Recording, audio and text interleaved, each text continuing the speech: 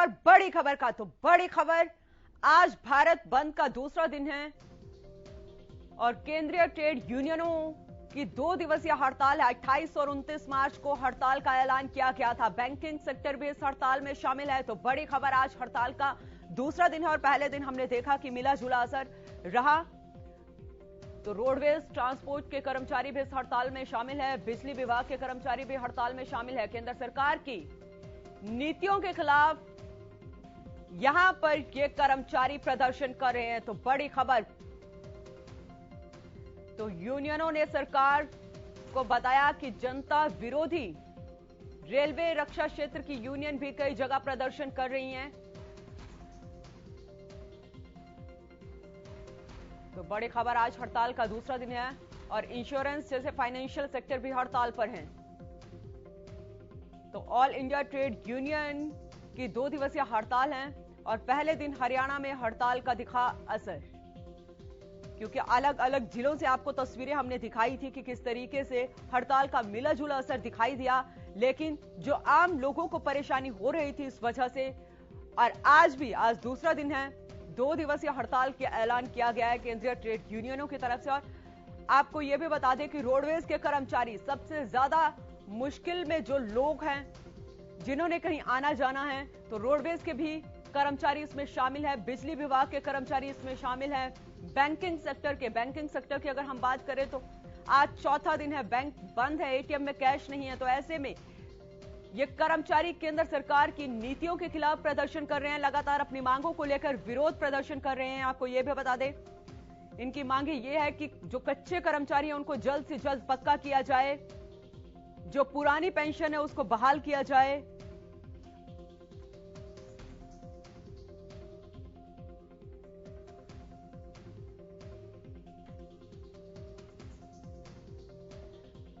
तो पहले दिन हरियाणा में हड़ताल का असर दिखाई दिया।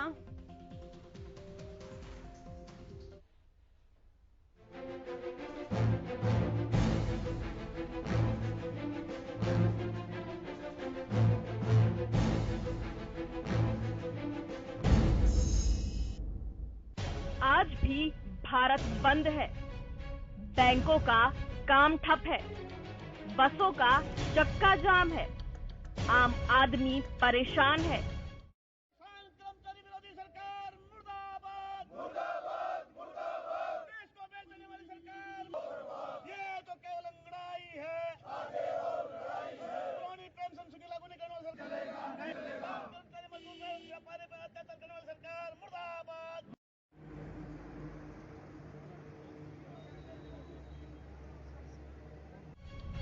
केंद्र सरकार की नीतियों के विरोध में बुलाए गए भारत बंद का आज दूसरा दिन है। इस 2 दिवसीय बंद का असर देश के ज्यादातर इलाकों में साफ दिखाई दे रहा है। दावा है कि ये हड़ताल श्रमिकों, किसानों और लोगों को प्रभावित करने वाली सरकारी नीतियों के विरोध में की जा रही है। 5 में से 4 राज्यों में बीजेपी की बम्पर जीत के बाद ये पहली ऐसी हड़ताल है जिसमें सरकारी नीतियों का विरोध किया जा रहा है। ऑल इंडिया ट्रेड यूनियन की तरफ से बुलाए गए इस बंद के पीछे क्या कारण है, आइए जानते हैं।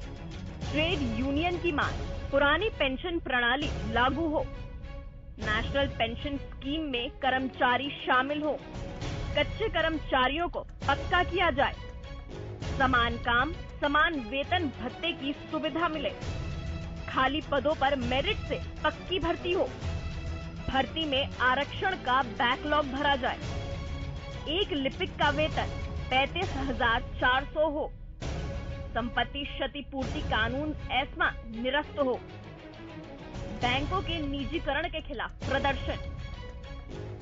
हड़ताल में बैंक कर्मचारी भी हिस्सा ले रहे हैं। सार्वजनिक क्षेत्रों के बैंकों के प्राइवेटाइजेशन की सरकार की योजनाओं के साथ साथ बैंकिंग कानून संशोधन विधेयक 2021 के विरोध में बैंक यूनियन हड़ताल में शिरकत कर रही है। कर्मचारी भविष्य निधि संगठन पर कम ब्याज दर, ईंधन की बढ़ती कीमत इस बंद के मुख्य कारणों में से एक है। हरियाणा में हड़ताल के चलते करीब 3000 बसों का पहिया रुक गया है। यहाँ कई मांगों को लेकर रोडवेज कर्मचारी लंबे वक्त से संघर्ष कर रहे हैं। इनकी मांग है कि ये है कर्मचारियों की मांग। पुरानी पेंशन नीति को बहाल करना, कच्चे कर्मचारियों को पक्का करना, रोडवेज में नई बसों को शामिल करना, 2016 के चालकों को नियमित करना, रोडवेज को प्राइवेट हाथों में जाने से रोकना। कर्मचारियों का कहना है कि सरकार रोडवेज कर्मचारियों की मांगों को गंभीरता से नहीं ले रही है। यही कारण है कि कर्मचारियों को आंदोलन का रास्ता अपनाना पड़ रहा है। क्या बंद ही हर चीज का समाधान है? ये सवाल वो लोग पूछ रहे हैं जिन्हें इसकी वजह से परेशानी हो रही है। कर्मचारियों को बंद के लिए मजबूर क्यों करती है सरकार? क्यों उनकी मांग नहीं मानती? ये सवाल वो लोग कर रहे हैं जो सरकार की नीतियों से परेशान हैं। अब कौन सही है, कौन नहीं, इसका फैसला जनता जनार्दन खुद ही करे तो अच्छा है, क्योंकि ये पब्लिक है, सब जानती है। चंडीगढ़ से रवि काली रमन, गुरुग्राम से सुशील सिंह की रिपोर्ट। तो इसी मुद्दे पर बात करने के लिए मेरे साथ मेरे सहयोगी करनाल से लक्ष्य वर्मा जुड़ चुके हैं और हमारे साथ बीजेपी प्रवक्ता विधु रावल जुड़ चुके हैं। विधु जी, बहुत बहुत स्वागत है आपका हरियाणा न्यूज पर।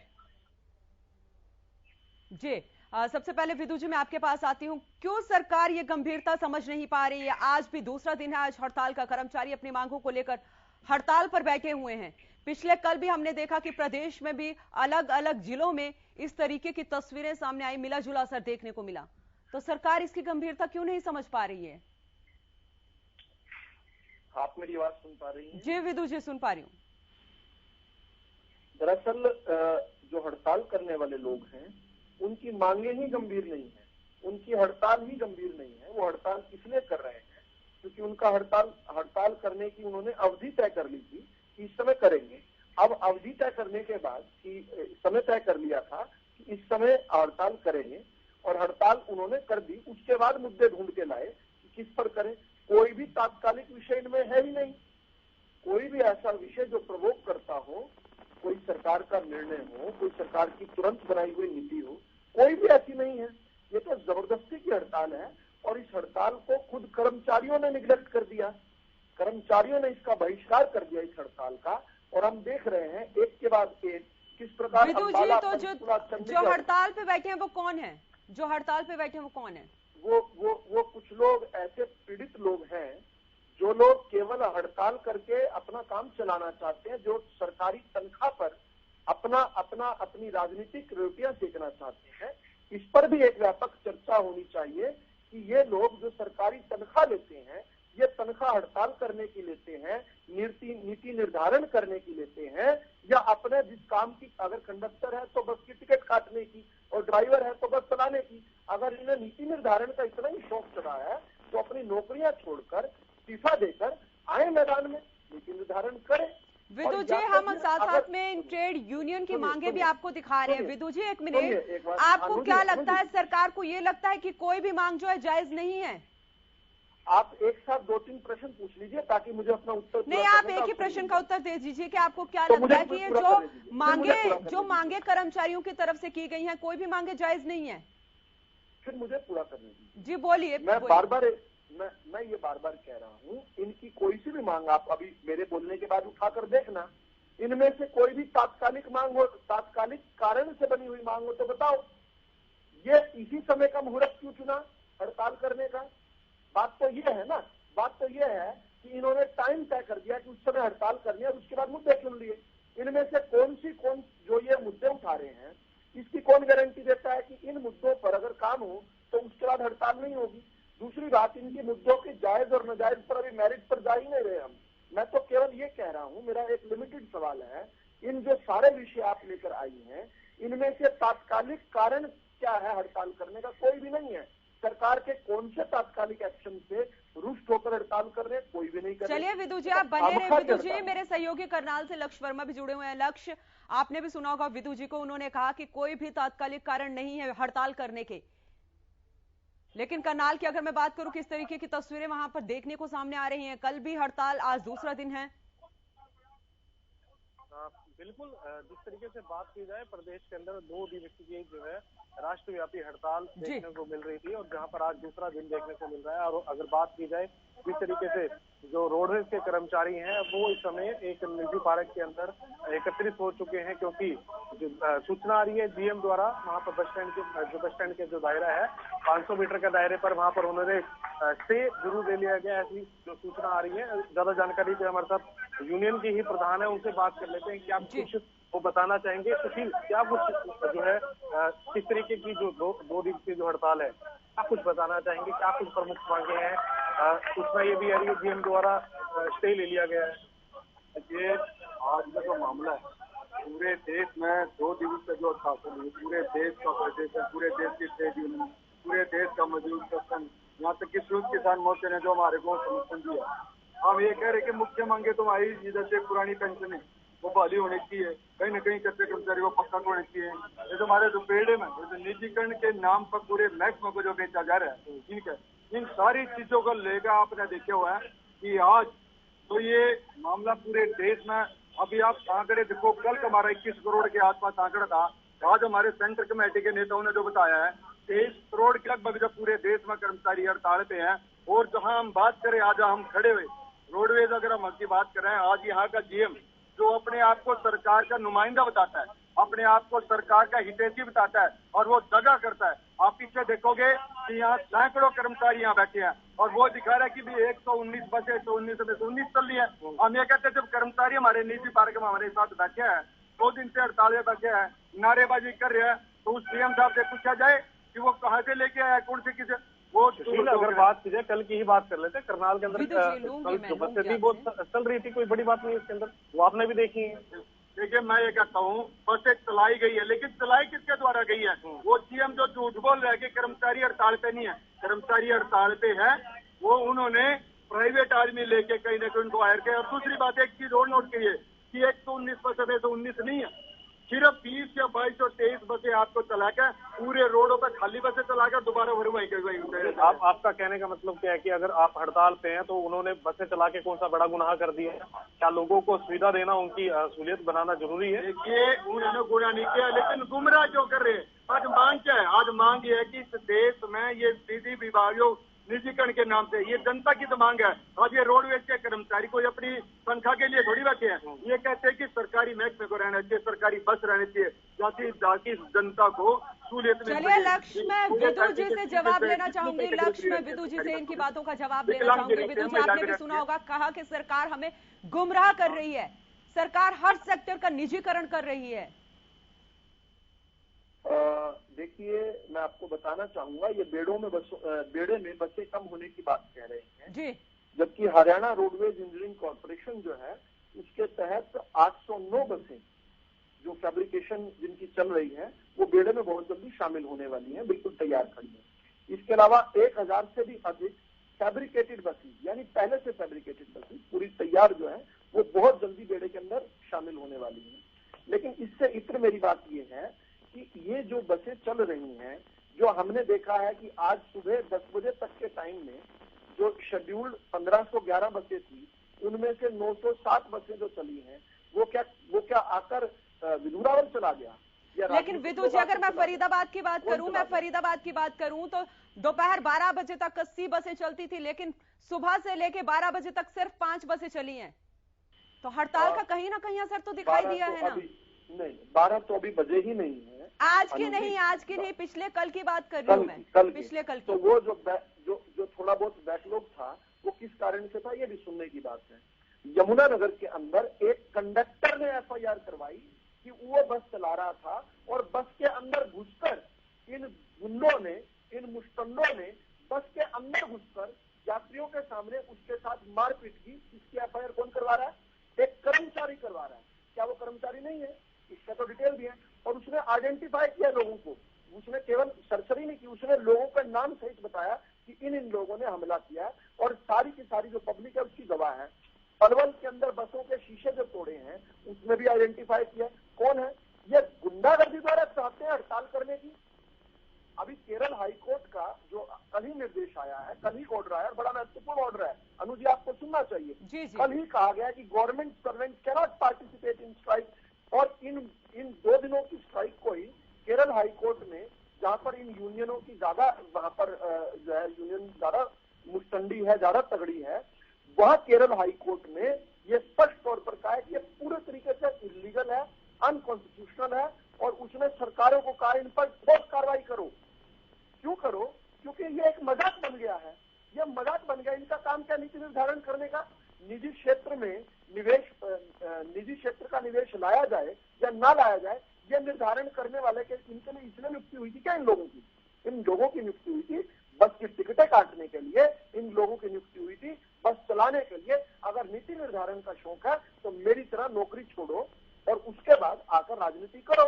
आपकी नीतियां स्वीकार्य होंगी तो आप नीति निर्धारण करना, नहीं तो ये पब्लिक है, सब जानती है। आपका ही तो मोटो है, पब्लिक है, सब जानती है, और पब्लिक अच्छे से जानती है।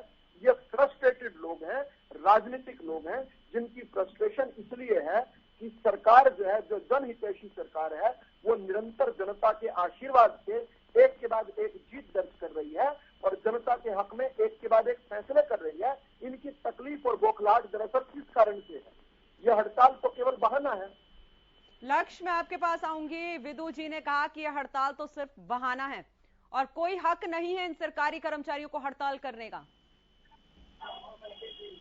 बिल्कुल सुशील, प्रवक्ता थे, आपने उनके साफ तौर पे सुनी ली है किस तरीके से वो आपके जो बोल रहे हैं, तो उसको लेकर क्या कुछ आपकी टिप्पणी है? देखिए, ये विदु रावल जी जो बोल रहे हैं, इनको अगर खुद थोड़ा अगर ये इनको ज्ञान हो तो जिस सुप्रीम कोर्ट की ये बात कर रहे हैं, समान काम समान वेतन भी तो सुप्रीम कोर्ट ने लागू करके है।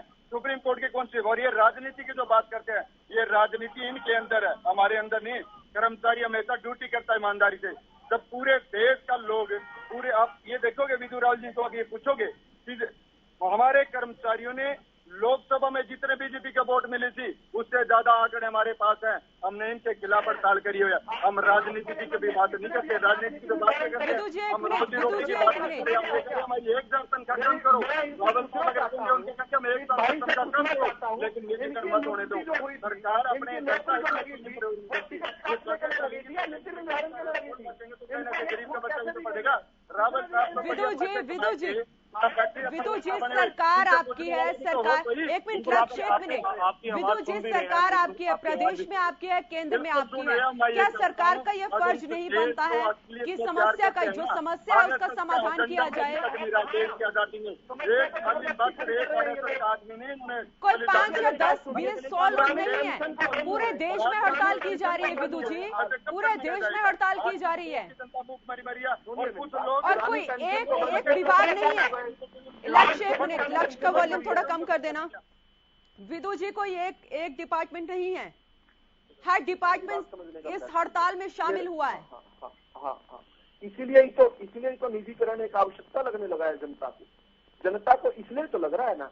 ये लोग काम करने की बजाय राजनीति करने में ज्यादा विश्वास रखते हैं। तो मेरा तो सुझाव है, मैंने भी तो नौकरी छोड़ी है, मेरी तरह आकर राजनीति करो, खुले तौर पर राजनीति करो। अपनी आपकी बातें, आपके विचार, आपकी नीतियां अगर जनता पसंद करती है, स्वीकार करती है, तो आपको नीति निर्धारण। चलिए विदु जी, मेरे सहयोगी जयप्रकाश भाटी भी जुड़े हुए हैं फरीदाबाद से। जयप्रकाश, आपके पास आऊंगी, किस तरीके की तस्वीरें आज देखने को मिल रही हैं फरीदाबाद में?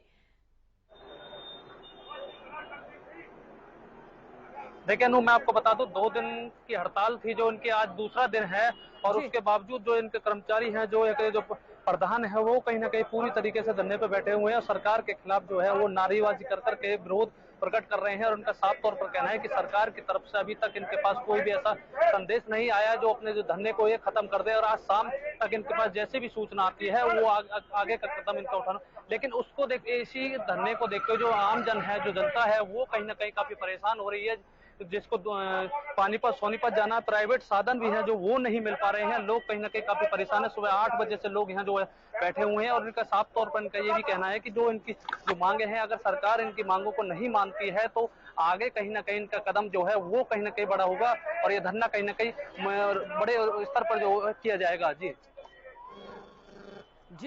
चलिए, बहुत बहुत शुक्रिया जयप्रकाश आपका तमाम जानकारी के लिए। विदु जी, आपका बहुत बहुत शुक्रिया तमाम जानकारी के लिए। आज केंद्रीय ट्रेड यूनियन दूसरे दिन की हड़ताल कर रही है। पिछले दिन भी हमने देखा कि किस तरीके से हड़ताल का मिला जुला असर रहा, लेकिन सरकार यहां पर अपना पक्ष ये रख रही है कि ये सिर्फ यहां पर राजनीति की जा रही है और कोई एक या कोई 2 विभाग इस हड़ताल में शामिल नहीं है। तमाम, चाहे वो रोडवेज है, बैंक है या बिजली विभाग, हर विभाग जो है वो उसमें शामिल है। लेकिन इस हड़ताल का खामियाजा जो है आम इंसान को भुगतना पड़ रहा है। और आज के बाद पता चलेगा इन 2 दिनों की हड़ताल का कितना असर, कितना घाटा जो है वो सरकार को हुआ है। फिलहाल के लिए इस खास पेशकश में इतना ही। आप देखते रहें हरियाणा न्यूज।